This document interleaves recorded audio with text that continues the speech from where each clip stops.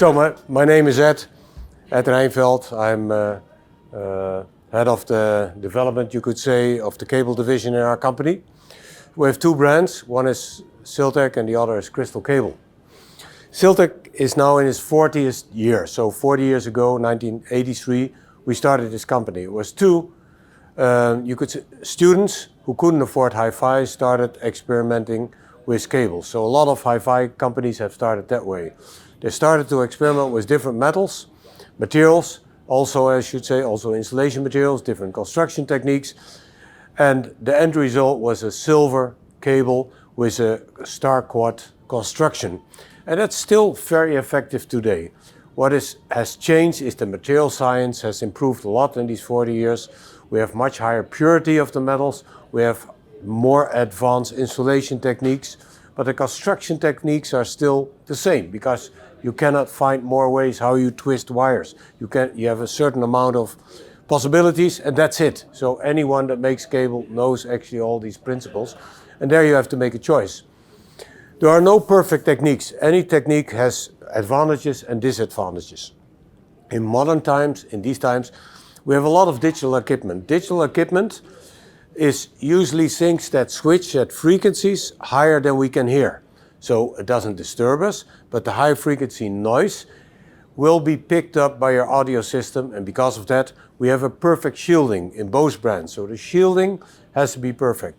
The material has to be perfect. Why are we so focused on materials? If you have three chefs, they all can make different meals from the same ingredients. So that explains a lot why you have so many brands and so many different directions. We try to make cables with the highest possible ingredients that we can lay our hands on. We have our own metallurgy, which is quite special. So that is very important to us to know that every cable will sound the same and that we don't get variation between the cables. So if we make number 1000, that will sound the same as number 1. The ingredients are today either silver or gold or a mix of both of them. In crystallization, that's another subject, a typical thing for Siltech and Crystal Cable. Crystallization, we have two formats. One is long crystal, and that's a silver gold alloy, and the other one is a pure monocrystal formula. What is a monocrystal? I will explain that. If you have just imagine a wall with bricks. The old Romans put the bricks together without using any cement. Those are still the best, you know. But houses are usually made with brick and mortar the mortar connects the bricks. If you have a piece of glass, like a glass window you see here, that's one piece of material. This actually is a monocrystal. So any piece of glass is monocrystal until you hit it. If you hit it hard enough, it will fall to pieces and they're not monocrystal anymore. The same happens in metal. So if let's say the building blocks inside, just imagine bricks, are perfectly aligned, like it's one long brick in your cable from end to end, then we call it a monocrystal. It just is one long crystal where all the atoms are perfectly aligned. Because of that, you get the lowest loss, the lowest resistance, and the lowest distortion. That's the whole secret of how we make our cables. Then there's of course a lot of things. How do you connect things? You know, a lot of people know about techniques like soldering. Soldering is great, but it has also disadvantages. You have to heat the metal. You have another material which we call the solder, which can squeeze in between the two pieces of metal you want to connect, and then you destroy the sound. Because if it's one piece of silver and you have a perfect silver connector, we have different types of connectors by the way, we first make sure that we have a perfect connection between the wire and the contact. Then we put pressure on it with a special tool that doesn't absorb the heat, and then we bring it together. We can have different techniques. One is inductive, one is soldering, and one is crimping. And sometimes it's a mix depending on the purpose. You can imagine if you have a power cord, you don't ever want it to come apart from the connector if you trip over it. It should hold together. If it's a speaker cable, the same. If it's an interconnect, then the lowest impedance is the most important thing. So this is actually a very short story how we make cables and why we make it the way that we do. There's one other thing that separates us from all the other brands. Because of silver and gold, those are the only two materials with a positive aging. I just told about the bricks, you know, that are, if they're in one perfect line, like acting like one piece, then we call them a monocrystal. If it's a long crystal like our silver gold, they are perfectly aligned and not like this, that it's, you know, something like a wave, because then the path from one connector to the other is longer. Impedance will go up and distortion will go up. So it all comes to metallurgy and also perfect insulation materials. Insulation materials, we use high-tech materials like PEEK, P-E-E-K, Kapton. They are very advanced materials that almost nobody uses. PEEK is sometimes known for materials that they use in the military because it is a kind of artificial material, but you can heat it up to 600 degrees. So it's very heat resistant and extremely strong. It's stronger than steel. So it's perfect for isolation purpose, but very expensive. We don't care about the cost of that material because it brings better results. And if we look in our business, there are competitors having equally priced cables up till 20,000, 30,000 pounds or something like that. Having very low cost materials inside. We use only very advanced materials, even in the lowest cost cable that we make. So also if you buy a 500 pound cable set from us, you have the same super quality material. The other thing, what I forgot to say, is the positive aging. The positive aging means that the resistance of the material and the distortion goes down over time. So literally, the smoothness of the surface increases over time. When you use it at room temperature, it just gets slowly better and better. And that never stops. So this morning I talked with a happy customer who bought a Siltech cable 20 years ago. And he said, I tested against a lot of modern brands, and my dealer tells me that I have to test this and that. He said, so far nothing beats this 20-year-old, it's even older, it was 30 years old. A cable from 1990, so it's over 30 years old. But that's because of the positive aging. It will get better over time. If you look on internet, you will find that both Siltech and Crystal Cable have the highest second-hand value in the world. Of course, if you buy one, you don't care about the value you get back when you trade it in for a more expensive one. But if you do, if you trade it in, if you after 5 years or 10 years say, I've now great speakers like this, I also want to update the rest of the gear, and you go to more expensive cables, then you will find that you get a lot of money for our cables. So it keeps the value higher than any other brand in the world. And that maybe speaks more for itself and for the quality than anything else I'm telling. And that you can check for yourself. Look at 40 years old Siltechs, sometimes bringing more than the new price now. You know, it's incredible. I would say if I must ask you for questions, because I guess cables are always a very strange subject. I can enlighten you a little bit about power cords, because power cords is the least understood cable, and so is digital cable. But maybe you have some other questions right now. Does it matter if each speaker cable is a different length, do you think? Not with our brand. Right. So we have done tests together with a magazine in Holland, HVT, and we went to extreme differences. So one case, 1.5 meter versus 11 meters. And that was a situation where a customer had 2 connected rooms. In the middle he had his speakers, and he had sliding doors in the middle. He had a system here, so that he only needed 1.5 meter to that speaker, and he didn't want to go over the floor, so he had to go all the way there, and it was 11 meters. So what we did, we made an equal pair of 11 meters and 1.5.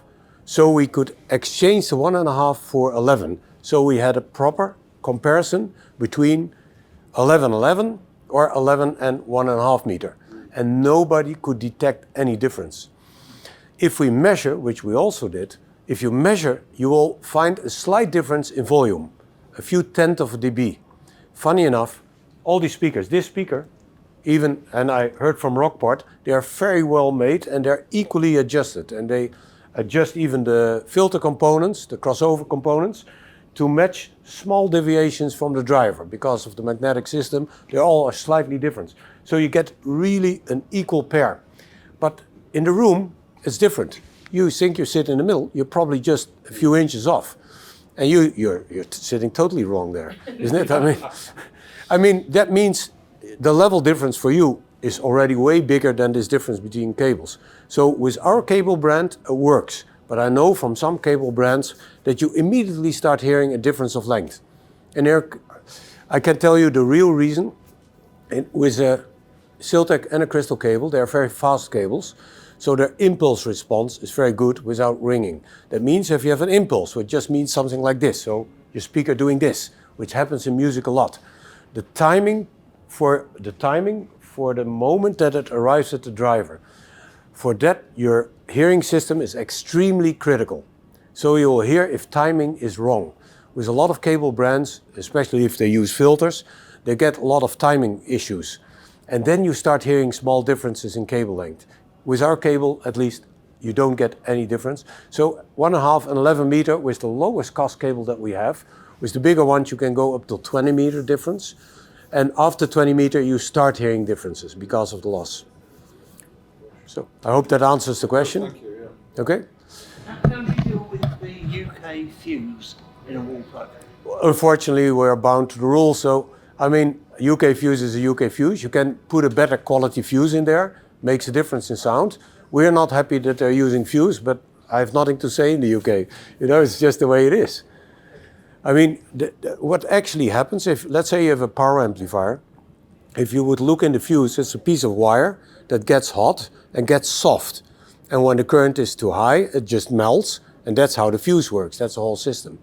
And we made a camera recording of what's happening with a high speed with a fuse. And you see the fuse moving. Actually, it gets longer and shorter depending on the current going through it. And that's probably the reason why it gives some kind of compression to the sound. But we don't recommend anyone to take out the fuse, because don't do that. You know, if you do it at your own expense, if you don't have any family, no children, no parents, no brother, no sister, do whatever you like, you know, kill yourself. I mean, it's fine. But I wouldn't tamper with fuses, but there are some brands, we don't make it, who claim that they have fuses that sound better. And that's something worth trying, I guess. Yeah. Answer the question? There are no other questions? I'll talk a little bit about power cables. Yep, sure. So digital cables, we're essentially dealing with Okay, let's start. Well, that's a perfect one. Yeah. Digital cables, very simply. In the old days, they didn't believe digital could make any difference. It's ones and zeros, so they all will sound the same. Basically, every CD player also works with the same ones and zero, and so do streamers. Any DA converter will do the same. So the only difference is the time that this digital signal arrives at your DA converter. Just see it as a bunch of numbers that are stacked on top of each other, and they arrive and they have to be converted to an analog signal, so this wavy signal. If they don't arrive at the same, if the data doesn't arrive at the same time, you'll get differences in the conversion, so also analog differences. And that's caused by jitter. Jitter is just a variation of the timing. And every cable and every piece of electronics has some jitter in it. We went to great lengths about 10-15 years ago to reduce the jitter in our cable, and we found we could reduce it about 1,000 times compared to standard cables that we compared it to. That's a lot, and you also immediately hear it. For the people that are not experienced with the term jitter, jitter is you all know from the old days with turntables, and even the new days we have turntables too, as you can see right here. But in the old days, you very often, especially when you were a student, you had no money for a good turntable, and they had what they called wow and flutter. So especially with piano and organ music, it was awful. You know, it wasn't stable, it was not a continuous tone. The pitch varied all the time. Jitter is exactly the same, but at a much higher frequency. What it does, depending on the frequency of the variation, you get a different character to the sound. And in generally speaking, it makes you feel uneasy. If you listen to a recording with a lot of jitter or a system with a lot of jitter, you say, hey, yeah, the bass is okay, the stereo image is okay, the high frequencies are sweet, but you know, I get, it's like something is itching on my back or something like that. You know, something is wrong. And that's the whole thing about jitter. You hear it immediately, it gives you an unpleasant feeling. like something is wrong and you don't know what. If you get that kind of nervousness, it's almost always jitter.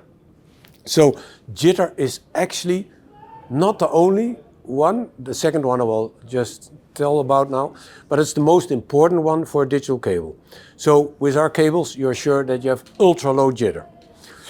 Then we have the quality of the connectors, and we can't control the other side.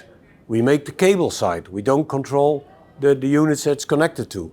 A lot of low-cost connectors used by manufacturers are not 75 ohm or whatever it should be, depends on if it's B and C, it can be 50 and 75 ohm. A B and C of 50 ohm is not a 75 ohm one. You can't actually, if you do that, you get immediately jitter and reflections in the cable. Reflections is another story. You know what is a wave? If we have these two walls, the wall, we have so many meters, a wave just fits in there. And the wave that reflects, because it fits exactly between the walls and the multiples of it, they are called standing waves. In high frequency we have the same standing waves. So that's why generally we better have a minimum length of digital cables.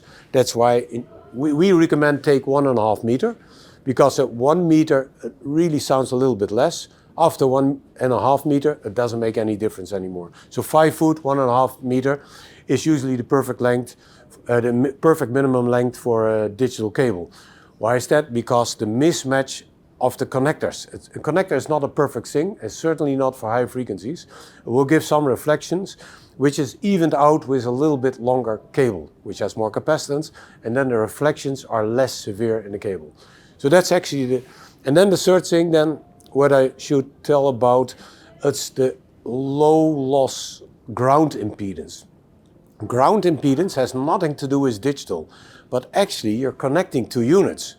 Let's say your streamer, or one thing to or your CD transport to a DA converter. That's an electrical connection. In most units they are not floating, so a little bit of current will flow from one through the other. Because they're all connected to the AC, to the mains, that means that all leakage currents caused by transformers, power supplies inside, regardless if it's analog or digital power supply, they all leak a little bit, and it means you get a little bit current from one unit to another. If you would take just a cheap a current meter, a multimeter, if you have if people have that at home, just try it. Disconnect the audio cables between them, the digital cables, and measure between the two grounds of two units. You will see a current flowing. If you have an oscilloscope, you will see a lot of distortion on that current. If you have a low loss cable between it, you shunt that current and the voltage is gone, and then the disturbance is gone.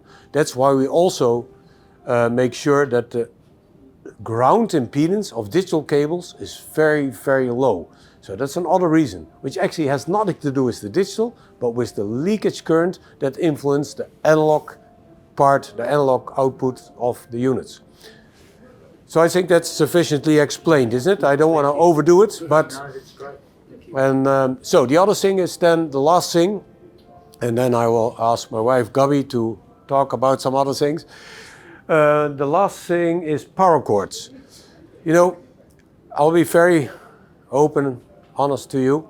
Until 20 years ago, I didn't want to produce a power cord. I'm an engineer, majored in electronics. I majored in radar technique. So don't tell me a story about power cable. If you have 50 meters or whatever it is, or 50 yards in the house, from your electric box, your appliance box, going all the way to your wall connector, what can the last 2 meters do? Doesn't make any sense. Until people in the company said, well, you should listen to this brand or that brand. I forgot what the brand was. And I said, yeah, I do hear a different sound. So then we put some research, some of our engineers, to analyze what happened. And I unfortunately don't have a projector here where I can show it. But actually, if you have a piece of wire coming from the AC, there is a magnetic field around it. And I will be very careful for the ones that can see it, because then you memorize that much easier. Here you see a cheap power cord, isn't it? Around here, you can measure about 1/2 meter circle, so in total is 1 meter. You will measure the magnetic field all the way. So now we trace where it goes. There's no audio here. It goes here to the system. And there we have the trouble. we have an interconnect lying next to it. That interconnect will pick up a little bit of energy off that low-cost power cord. So you already know the answer. We can improve the system here by putting a better power cord in there that's well shielded and doesn't have a magnetic field. So that was the whole story. We had to get rid of this magnetic field. And the traditional way was putting a shield around it. The shield doesn't work because of the very long wavelength of the 50 cycles that the AC has. So we had to do a new technique to get rid of the magnetic field, and that's done by canceling the magnetic field in the cable. So that's a special twisting technique, and it works perfectly well. Suddenly your background noise will drop, sometimes measured up to 10 dB, so that's quite a lot, that's 3 times. So everything becomes quieter. So when an audiophile writes an email to us and says, yeah, the background is much more black, you know, that's usually how they express it, it's really true, because your noise level went down. So if you would have put a spectrum analyzer, which just shows all the frequencies, on the terminals of your loudspeaker, you would see, if you didn't play music, that the noise is much lower. So you get more contrast. Why is that so important? It's not about the finest detail in a recording, because I have fantastic recordings from the 50 that don't excel in detail. But let's say you have a recording of a few instruments, let's say a flute, someone singing, and a piano or something like that. All the harmonics that color that instrument, that give it that value, I give you an example, a good Stradivari has about 14 harmonics. It's like if you have a piano, that you have a piano, you have all these repeating groups of notes. Every 12 notes you have another octave. And a Stradivari goes on many octaves beyond what we can hear. It does influence the timing, though. The harmonics are always softer than the basic tone. So if I sing now a tone like da, no, it's not. If I would take a sine generator, it would sound very different from my voice, because if I do it, it sounds different than yours. That's colored by all the harmonics.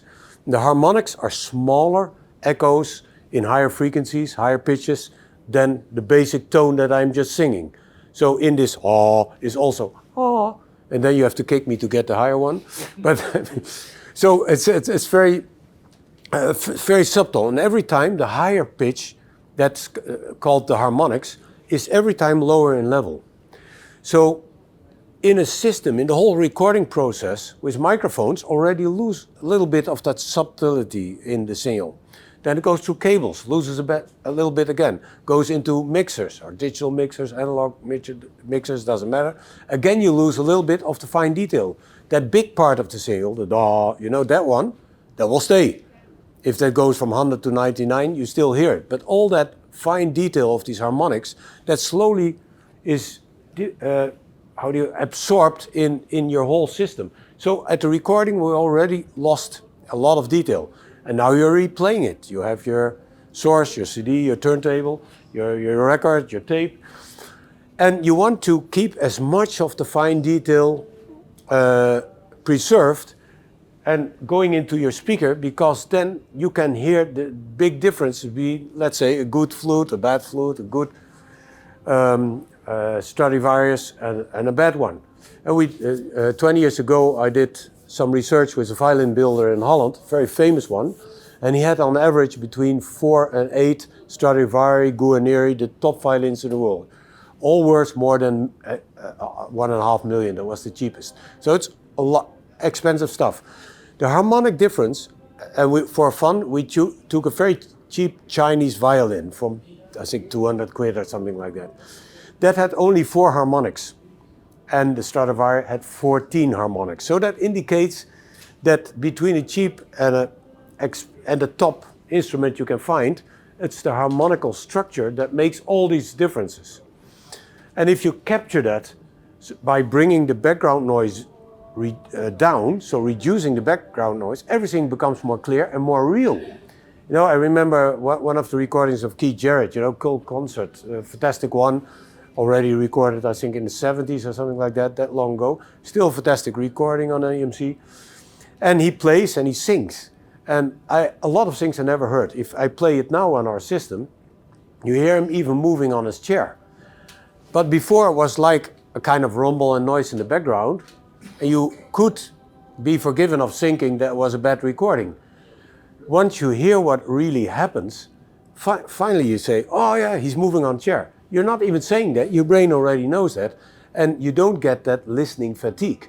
Because listening fatigue, there's maybe another subject, comes from not understanding what's happening. Something strange is happening and your brain all the time tries to make music from what it hears from your loudspeakers. So yeah, I think I'll stop here because... Okay, you're welcome. Thank you very much. Thank you. Brilliant.